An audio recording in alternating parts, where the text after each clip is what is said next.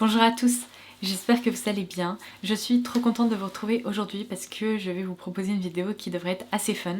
Je vais tester avec vous en direct des astuces ou bien des tendances qui ont fait leur apparition sur les réseaux sociaux ces derniers mois, qui sont devenues très populaires, notamment sur TikTok. Ce sont des méthodes d'application ou des astuces que j'avais jamais vues auparavant, donc je me suis dit qu'on allait les mettre à l'épreuve ensemble aujourd'hui. On va crash tester tout ça et en tirer nos propres conclusions. Donc si ce concept vous plaît, n'hésitez pas à liker la vidéo pour me le faire savoir, n'hésitez pas à me laisser des petits retours en commentaire ci-dessous et n'oubliez pas de vous abonner si ce n'est pas déjà fait, comme ça vous ne louperez aucune future édition de ces nouvelles vidéos crash test d'astuces.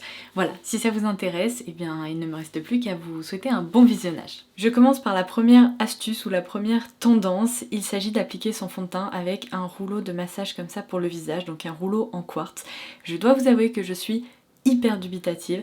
J'ai du mal à comprendre comment on va pouvoir obtenir un rendu homogène avec un petit outil comme celui-ci. Je me demande quelle va être la pénétration du fond de teint au niveau des pores de la peau. On va voir, je vais peut-être être très agréablement surprise, mais il n'empêche que pour moi c'est plutôt une idée un peu farfelue. On va détourner un outil qui est initialement réservé aux soins de la peau, cette fois-ci en matière de maquillage. Je considère qu'on a également de nombreux outils à notre disposition pour appliquer notre fond de teint, que ce soit nos doigts, des éponges en silicone, des pinceaux. Donc est-ce que c'est vraiment indispensable ? On va voir, je passe tout de suite à l'application. Pour ce faire, je vais utiliser un fond de teint dans lequel j'ai entièrement confiance. Je connais son rendu sur le visage puisque je m'en sers depuis plus d'1 an et qu'il fait partie de mes préférés. Il s'agit du Double Longwear Cover Foundation de la marque Peripera. Alors, je vais en appliquer seulement un petit peu parce que si vous voulez, pour faire pénétrer le produit avec une surface parfaitement lisse comme celle-ci, ça risque d'être un petit peu compliqué. Donc je vais commencer par appliquer ça juste ici au doigt. Et vous savez quoi, je vais vous rapprocher pour que vous puissiez voir comment ça se passe et si vous avez besoin de tester cette astuce à votre tour ou si c'est une perte de temps. J'ai bien évidemment désinfecté ce rouleau en quartz, donc c'est parti. Mon dieu, j'ai l'impression de faire de la peinture sur un mur. Oh là là. Bon, alors, une chose est sûre, la couvrance est quand même assez importante ainsi. Je dirais presque que la matière se répartit un peu mieux que ce que j'imaginais. Le problème, c'est que en termes de répartition, ça va, mais en termes de rendu, oh lolo. Ça fait énormément de patch, la matière s'accumule parce que justement, il n'y a rien pour essayer de la faire pénétrer correctement. C'est pas très joli. En plus, j'ai du mal à comprendre comment, vous voyez, dans les petits recoins, on peut essayer d'obtenir un rendu qui soit joli et homogène. Vous voyez là, le petit creux du nez, bah ça veut pas, hein. J'ai beau essayer, non, j'y arriverai pas. Mais c'est long en plus, j'ai l'impression que je vais jamais m'en sortir. Alors, peut-être que la bonne solution, ça serait de commencer justement par répartir la matière ainsi, et après d'utiliser un pinceau, une éponge pour obtenir un rendu un peu plus joli. Le problème c'est qu'entre temps, vous voyez, le fond de teint commence à sécher, il se fixe, et là pour le coup, il marque vachement les zones de déshydratation, les irrégularités, etc. Alors que je connais ce fond de teint par cœur, il ne me fait jamais ça. Je l'applique habituellement au pinceau ou à l'éponge et je n'obtiens jamais ce rendu-là. En plus, ce qui est complètement fou, c'est que c'est un fond de teint au fini assez satiné. Et là, j'ai l'impression que le fait de l'avoir chauffé et étiré comme ça sur le visage, ça l'a presque rendu mat. C'est peut-être de la magie, sauf que c'est pas vraiment le type de magie que je recherche, n'est-ce pas? Bon, en termes d'application, oui, c'est agréable d'avoir un petit rouleau comme ça, mais pas plus, pas moins finalement que d'utiliser d'autres outils. Non, ça pour moi c'est un flop, regardez. C'est vraiment, mais je pense que là vous le voyez, parce que moi quand je me regarde dans le miroir, juste ici et même là au niveau du contour de l'œil, mais c'est atroce quoi. En fait la matière c'est complètement figé, sauf que elle n'a pas été étalée correctement, donc on a juste l'impression que je me suis barbouillé le visage. Bon, cette première astuce ou cette première tendance, je ne la valide pas, je passe mon tour, c'est une perte de temps et je trouve qu'elle apporte rien de particulier. Deuxième astuce, elle concerne de nouveau l'application du fond de teint, donc je me suis démaquillée, j'ai réappliqué mes soins histoire de partir sur une bonne base. Cette éponge, je l'ai placée au congélateur il y a maintenant 1 heure, je viens de la récupérer. Il y a encore, vous voyez, des petits glaçons dessus, je sais pas ce qui s'est passé. Elle s'est complètement figée. Alors, l'astuce en question, c'est justement d'humidifier votre Beauty Blender et au lieu de vous en servir immédiatement comme on le ferait en tant que personne normale, là, une fille apparemment sur TikTok a conseillé de placer son Beauty Blender au congélateur pendant 1 heure pour ensuite passer à l'application de son fond de teint. Alors, quels sont les bénéfices à part jouer sur la cryothérapie? J'ai du mal à comprendre, on va voir comment ça se passe.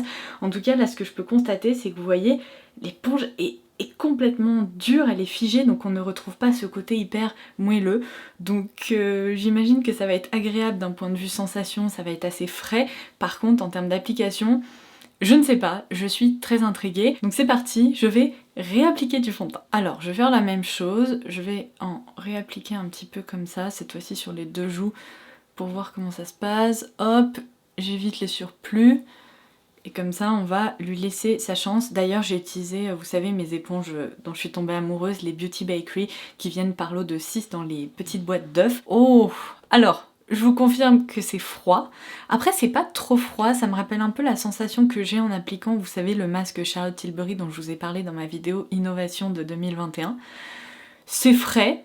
C'est franchement, pour le coup, moi j'aime beaucoup la sensation du froid, donc c'est très agréable. Je pense que ça décongestionne en même temps, ça réveille un peu l'éclat de la peau, donc de ce côté-là, je pense que c'est une très bonne astuce. Par contre, ce qui m'embête, c'est que l'éponge est hyper dure, donc j'ai l'impression que pour l'application, c'est pas évident. Encore une fois, je sais pas comment je vais faire pour les recoins de mon visage. Je vais peut-être tourner l'éponge et on va essayer avec ça. Oh mon dieu, j'ai l'impression de me maquiller avec un glaçon.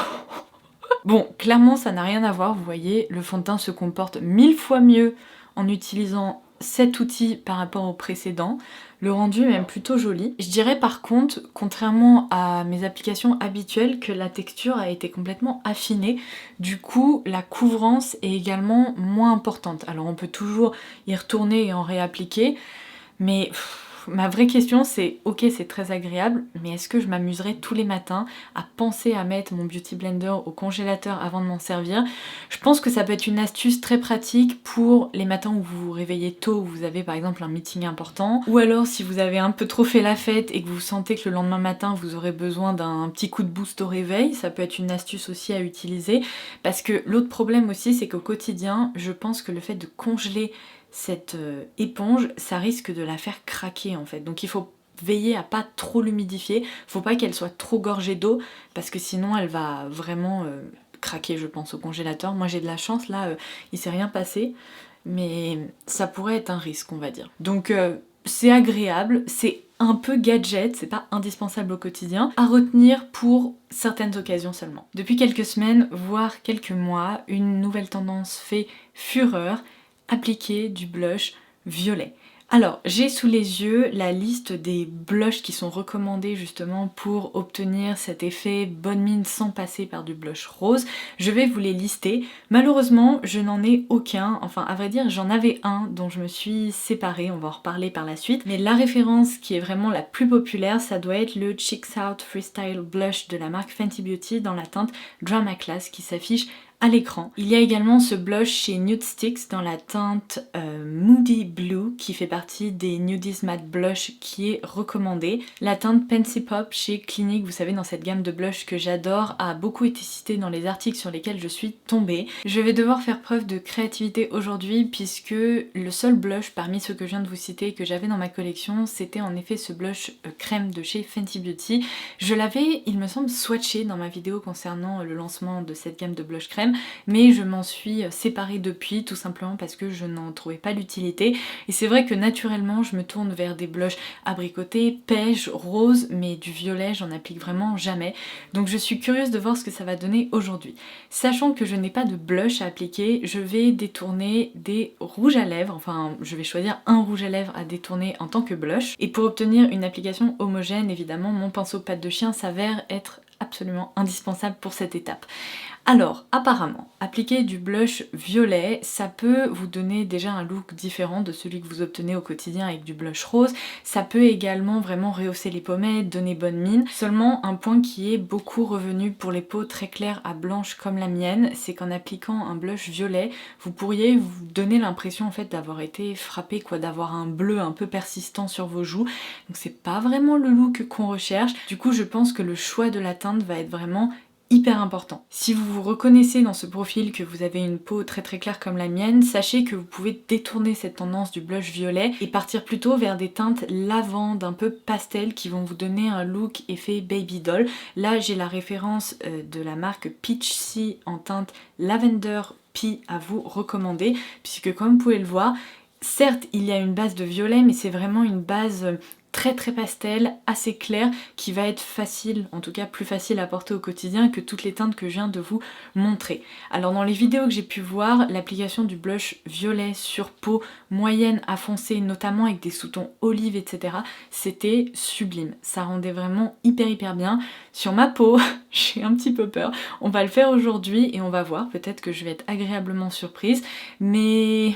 Comme ça, je dirais que je suis vraiment pas prête à quitter mes blushs couleur pêche, mais bon, on ne sait jamais. Je vais vous montrer ce que j'ai déniché pour vous. Alors, comme je vous l'expliquais, je suis allée piocher dans mes rouges à lèvres et je pense qu'en fait la teinte qui est la plus violette, je vais vous la montrer vraiment sur le dos de la main, c'est dans la gamme lingerie XXL de chez NYX et c'est la teinte Peak Show. La référence exacte s'affiche juste là, de toute façon je vous la laisserai en barre d'infos comme d'habitude.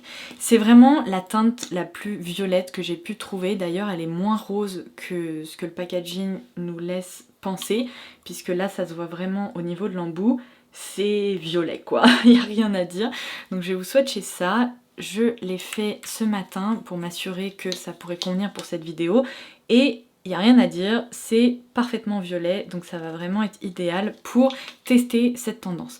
Lorsque je l'estompe, il va falloir que je fasse hyper attention et que j'en applique très peu, parce que vous voyez, ces rouges à lèvres liquides sont hyper pigmentés. Si j'en applique un tout petit peu, je vais pouvoir l'étirer à l'infini, donc c'est pas le but. Du coup, si vous avez par contre la peau beaucoup plus foncée que moi, peut-être au lieu d'opter pour des teintes violettes comme ça, vous pourriez également tester des teintes plus pourpres, notamment celle-ci, qui est très jolie. Cette fois-ci c'est la teinte Extended, donc la teinte numéro 17. Moi je vais rester sur celle-ci parce que je pense que je peux pas faire mieux que ce violet. Oh, mon dieu. Heureusement que j'ai ce pinceau parce qu'avec d'autres outils, je pense que, vous voyez ces taches là de rouge à lèvres liquide, elles ne seraient jamais parties. Et bien le pinceau pâte de chien s'en est vraiment pas trop mal sorti. C'est violet, ça c'est le moins qu'on puisse dire. Je vais faire l'autre joue pour voir un peu ce que ça donne. Je pense que ça donne vraiment bonne mine. Pour aller plus loin, vous savez, je vais même en appliquer un petit peu ici sur le nez pour rejoindre les deux joues et pour faire un rappel de couleur. J'aime beaucoup faire ça avec mes autres blushs, donc je me dis que ça pourrait fonctionner avec le violet aussi. Bon, alors l'astuce de détourner un rouge à lèvres liquide, ça fonctionne à merveille. Je suis ravie. C'est violet, c'est ce qu'on recherchait, donc on va pouvoir passer à ma conclusion. Qu'est-ce qu'on en pense? Bon, ça donne vraiment bonne mine. J'ai l'impression que ça a en quelque sorte rafraîchi mon teint. J'aime beaucoup le fait que j'ai rejoint la couleur de mes deux joues juste ici au centre de visage. Ça permet de créer un effet un peu... presque c'est la couleur naturelle de mon visage, vous voyez, quand je rougis un petit peu. Franchement, avec un maquillage des yeux lumineux, vraiment très neutre et très simple comme je l'ai fait aujourd'hui, et la bonne couleur de rouge à lèvres, ça me plaît. Je pense vraiment que c'est un look avec lequel je pourrais sortir. C'est vraiment joli, c'est réussi. Je pensais pas que ça me plairait autant et je suis presque en train de regretter de m'être débarrassée de ce blush Fenty parce que c'est joli. Franchement, il n'y a rien à dire. Je pense que je continuerai d'expérimenter avec d'autres sous-tons et d'autres couleurs de rouge à lèvres, mais c'est carrément une tendance que je pourrais adopter, en tout cas de façon assez légère et diffuse comme ça, parce que clairement avoir des joues très violettes ici, ça m'intéresse pas, mais ce rendu là, c'est très joli. Et d'ailleurs, je viens de remarquer que je ne sais pas ce que j'ai fait, j'ai de l'eyeliner sur les doigts. Tout va bien. Bon, je vais me laver les mains, mais cette astuce est validée, je suis contente. J'aime bien, ça change. Je viens d'évoquer le fait qu'il faudrait porter cette teinte de blush avec la bonne teinte de rouge à lèvres. Et clairement, du rouge comme ça, c'est sûrement pas la teinte pour laquelle il faut opter. Mais j'avais vraiment besoin d'une couleur très voyante pour la prochaine astuce, de façon à constater son efficacité. Alors pour cette astuce qui a été lancée, il me semble, par Huda Beauty, il va vous falloir un coton-tige comme ceci et un rouge à lèvres de votre choix. Vous pouvez bien sûr appliquer du nude si vous avez envie. Là, pour le crash test, comme je vous l'expliquais, j'ai envie de voir ce que ça donne au niveau des contours et compagnie. Donc on va passer à l'application. Le concept est très simple, je vais avoir l'air ridicule là d'ici quelques secondes. Il faut pincer le coton-tige comme ça. Alors ne pas rentrer vos lèvres, mais au contraire les faire sortir et vous allez directement en fait appliquer votre rouge à lèvres. Apparemment, le principe de cette astuce, c'est que vous vous retrouvez avec les commissures des lèvres juste ici qui sont correctement maquillées, parce que vous savez c'est toujours compliqué, ça peut baver un peu, il peut y avoir un excédent de matière, et là d'après ce que je comprends ça permet de préserver cet espace. Alors je me pose quelques questions parce que je me dis que du coup il va y avoir comme un trou là, bon on va voir, je vais passer à l'application quitte à corriger ça ensuite. J'ai l'impression d'avoir une toute petite bouche parce que les vidéos que j'ai pu voir, les cotons-tiges n'arrivaient pas là, bon c'est pas grave. Mon dieu j'ai l'air ridicule. Oh ça glisse. Oh Dieu, qu'est-ce que je suis en train de faire? C'est moins pire que ce que je pensais, mais c'est pas tout à fait ça non plus.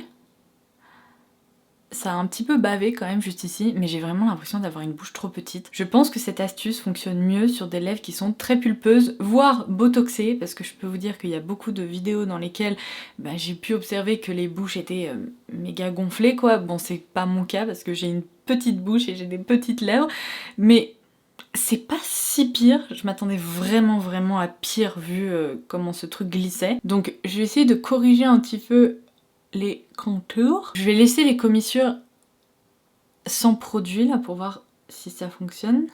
Alors l'avantage d'avoir des petites lèvres, c'est que contrairement à certaines vidéos que j'ai pu regarder où les filles avaient vraiment des grandes bouches et des lèvres très pulpeuses, il y avait un trou qui apparaissait au niveau des commissures, et là c'est pas le cas. Juste un petit peu, ici, mais c'est moins flagrant, vous voyez. Et c'est vrai qu'une fois que j'ai retouché les contours, c'est pas si pire, c'est pas l'application la plus parfaite au monde, c'est pas non plus très pratique ni très agréable, donc je ne sais pas si je réutiliserai cette astuce. En tout cas, c'est moins foireux que ce que j'envisageais à la base, donc cette astuce, je mettrais un 6 ou 6,5 sur 10 parce que ça passe. C'est pas idéal, c'est pas révolutionnaire, mais ça peut être malin en effet si vous avez tendance à trop appliquer de produits au niveau des commissures des lèvres et qu'après ça bave partout. Et alors je vais terminer par la dernière astuce que je ne testerai pas parce que je vais insérer un petit message de prévention dans cette vidéo. Ce n'est pas parce que vous voyez des vidéos un peu farfelues et des astuces en tout genre sur les réseaux sociaux qu'il faut tout tester ou penser que c'est une bonne idée, parce que je suis tombée sur une vidéo, je me suis dit non. Ça vraiment, c'est typiquement pas le genre de choses qu'il faut recommander. Une fille recommandait de faire du contouring avec votre crème solaire. Donc elle a tout simplement en fait appliqué de la crème solaire là où elle souhaitait garder on va dire ces zones de lumière sur son visage, et elle a évité d'appliquer de la crème solaire là où finalement on appliquerait du bronzer pour qu'elle puisse bronzer naturellement à ces endroits là, évidemment sans protéger sa peau des UV à ces endroits là. Donc c'est clairement pas quelque chose qu'il faut faire. Si vous voulez vous donner un aspect bronzé sur le visage, n'hésitez pas à utiliser du bronzer, de l'auto-bronzant, mais ne mettez pas en danger votre peau ou votre santé en utilisant des astuces complètement débiles comme ça. Donc voilà, je sais qu'il y a pas mal d'astuces et de petites tendances qui sont très sympas à tester. On en a testé ensemble aujourd'hui. Il y en a certaines qui ne vont pas être adoptées, d'autres qui sont plutôt fun et dont franchement je pourrais me resservir au quotidien. Mais ça ne fonctionne pas à tous les coups, ça va beaucoup dépendre de votre type de peau, de la forme de votre visage, de votre bouche, de vos yeux et compagnie.